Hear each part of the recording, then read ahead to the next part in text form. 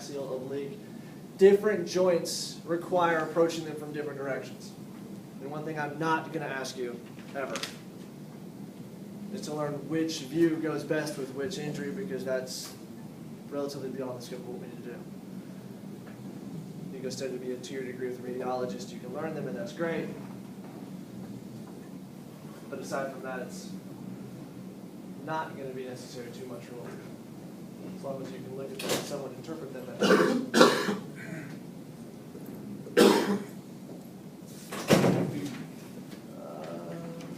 Yeah, we're good. All right.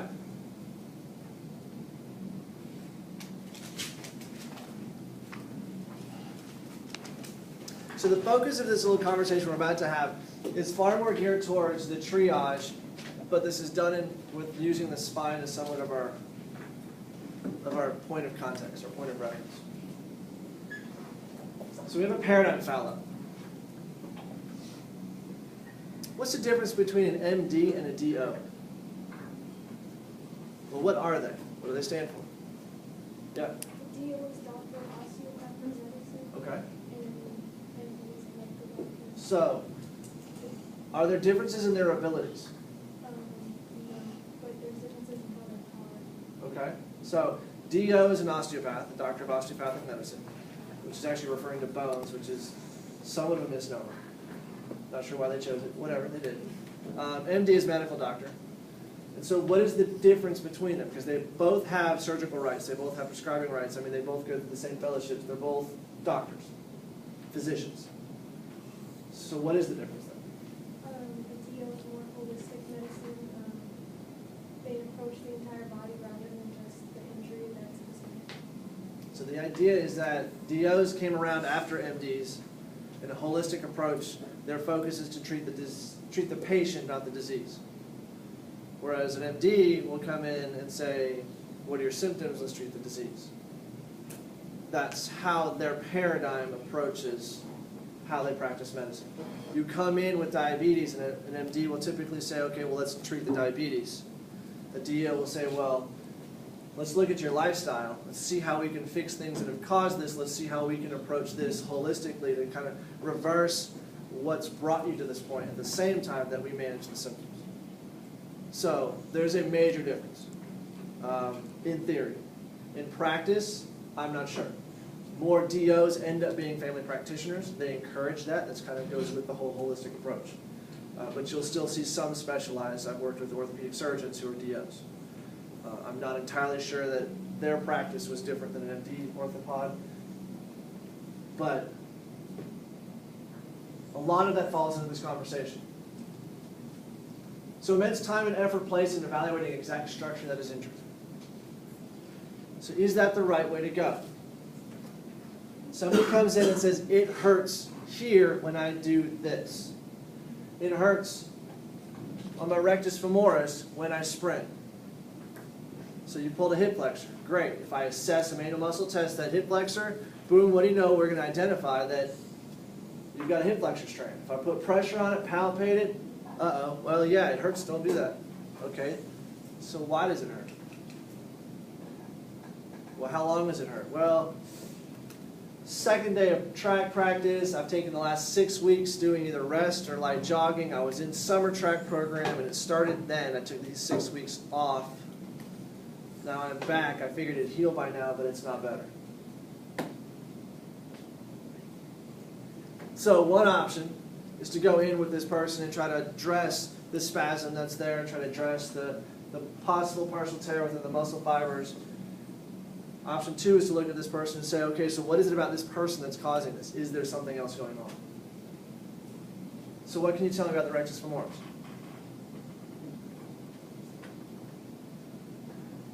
What muscle group is it? Quads. So what does it do? Extends the knee. Right? Keeps your leg out. How is it unique from the other quads? It's a fixed hip flexor. It's one of the hip flexors as well. Talked about this yesterday. So it crosses over the hip as well. So it lifts the hip. So a very unique thing here is that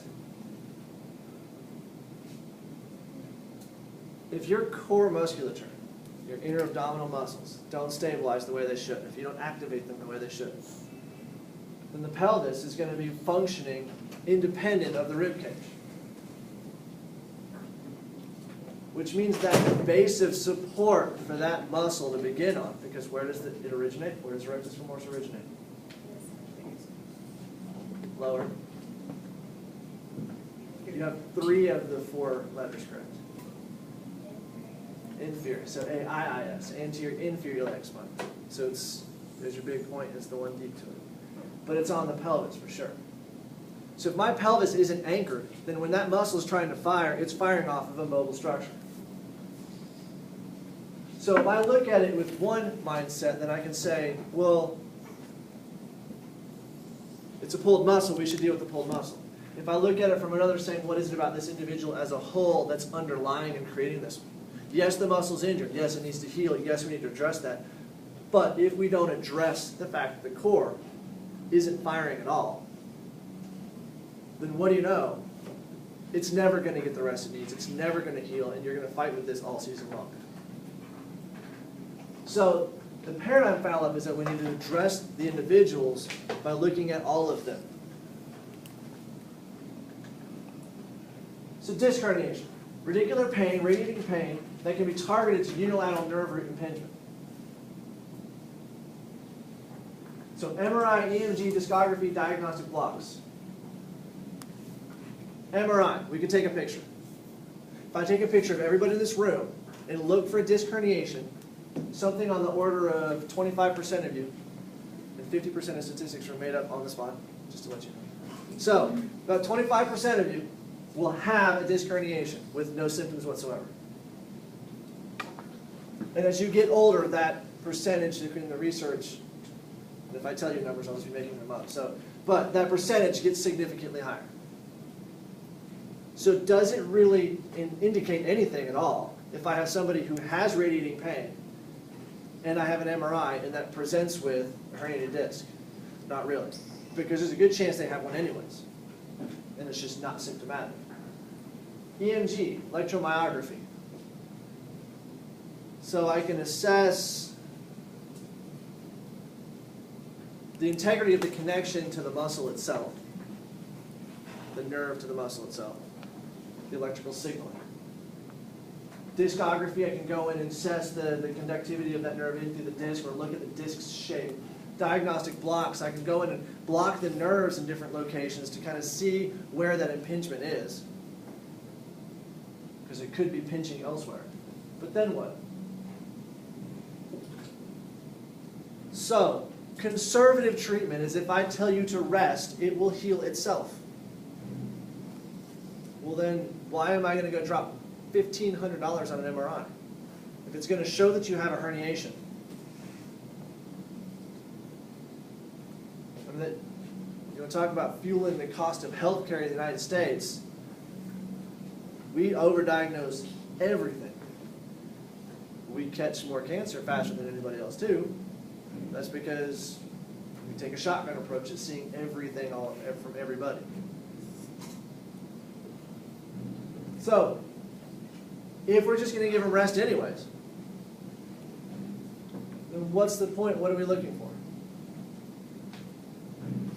So, identify the refer box first. And what I'm saying by that is, identify the things that are really wrong or really scary for that individual. Identify the red flags first, the things that really would cause concern. And if you rule those out, then take a step back and figure out how to work with that person, that individual. So the number of times I've had an athlete on the field, and I'm sure Andy can chime in on this one too, that you go out and they're like screaming like they've been shot on the field. And you quickly just try within conversation, where is the pain? You're trying to elicit just enough that you can say, yes, they're breathing, yes, their heart is beating, and so that checks off those red flags. I don't have to get into stress mode with EMS because they can actively respond to me. What level of consciousness can they give me? Well, do they know who they are, do they know what they are, can they actually hold a conversation? So we can assess that level of consciousness and their stress level. Great, so then you want to rule into, are we looking at a fracture, are we looking at a significant bone damage? Because if that's not the case, and we find out that it's just because their calf is spasming, there's a whole lot of suck it up. Get off the field. Stand up and walk away. But the point is, this approach, this conversation is, yes, you're going to do evaluations. You're going to learn about a lot of injuries. Some of them are far more significantly worse than others. But the point is, if you can go into it and address them as though you're ruling out the really bad things, then that's going to help you focus on then going, okay, so if this is the issue, then what's it take with that whole person to then resolve that issue? What's it take to fix it if it's bigger than just, if it's developed from a larger source than just the immediacy of what you're looking at now. So possible serious pathway. Benign spinal problems with no neurologic deficit. Spinal causes with neurologic deficit, no spinal problems. So ruling out in order of significance in terms of difficulty. So red flags. Things I don't want to deal with. Things that I don't want it to be. Malignant tumors, infections, fractures, chronic blindness. And sometimes it takes treating this before you figure out that something's not quite right. I had a muscle spasm come in a quad. We worked on it, stem, deep tissue massage. It wouldn't budge. She couldn't get relief. If she went full speed, she'd have the pain show back up worse. Ultimately, it took a very significant specialist to go in with a biopsy to find out she had a benign tumor in her quadricep muscle. And then all of a sudden you stop and you're like, well, tumors and growths, you shouldn't do things that increase blood supply because you don't want to encourage their growth, which means the massage wasn't helping at all, or it's helping the tumor but not helping resolve it. So again, you've got to figure things out sometimes to get to that point. But these are things we want to rule out because we don't want to make them worse. We don't want to increase blood flow to things like this. So how do you identify a red flag? How do you identify when things are bigger? Again, if you go into your initial evaluation people, your initial evaluation process, history far and away is your biggest key. Before you touch that person, you should have a pretty good idea of what it takes, of what's going on with their bodies. Physical exam is going to tell you things afterwards. But outside of going to medical school, none of us have the authority to get imaging done. Which means we need to identify when things are beyond our scope, or we need something else to figure out what's going on. And that's why I say identify that refer box first. Try to figure out when it is that you need to have assistance or help in figuring out this problem.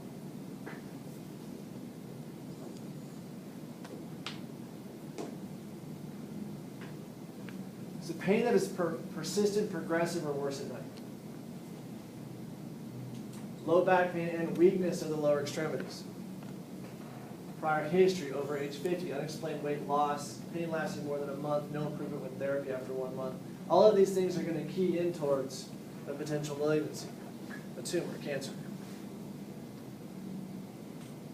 So if you get to learn and you get to understand some of those call words, some of those things that just don't seem to make sense. If with inactivity and rest, it seems to be aching and keeping them awake at night, then get them checked.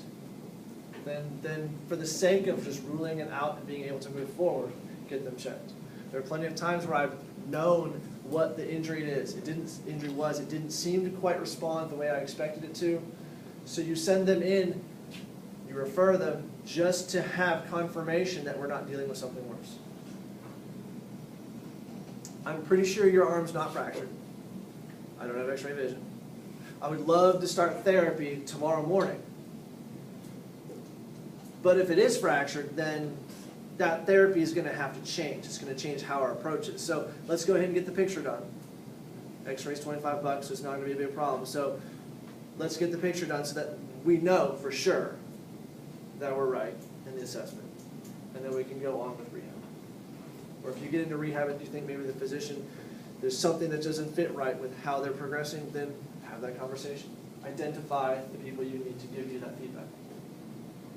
Malignancy, anorexia, fevers, chills, rigors, night sweats, majority of tumors that affect the lumbar spine are metastatic. Metastatic.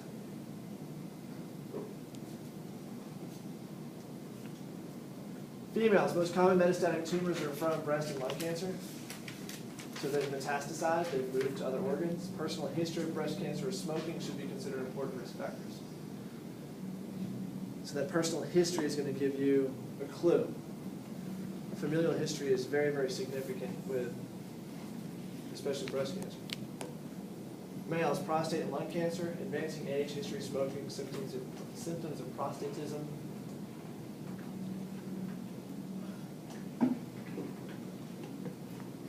Infections of the spine are exceptionally rare, however they occur.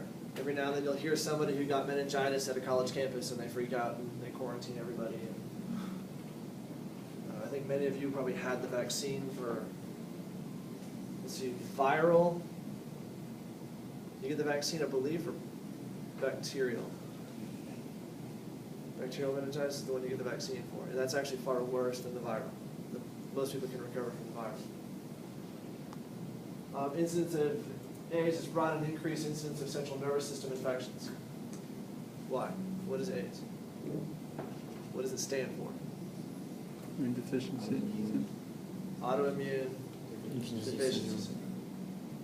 So we've destroyed our immune system, so that makes some of these more infrequent, rare events show up more often. Questioning must include appropriate questions about HIV exposure.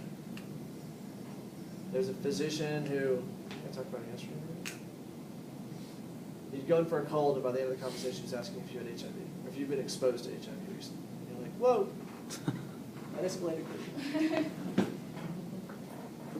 Spinal infections. So what are we looking for in spinal infections? One of the biggest telltale signs,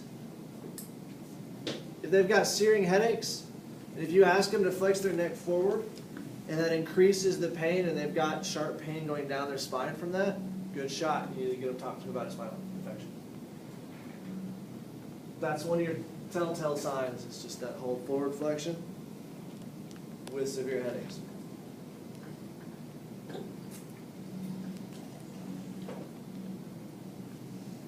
Spinal fractures, history of significant trauma, age of patient.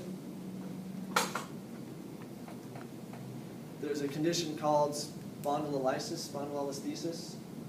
We call it spondy for short. That we see a lot in 14-year-old girls. Because you take a gymnast who does this in their dismount all the time, and you do some crazy bad things to your spine.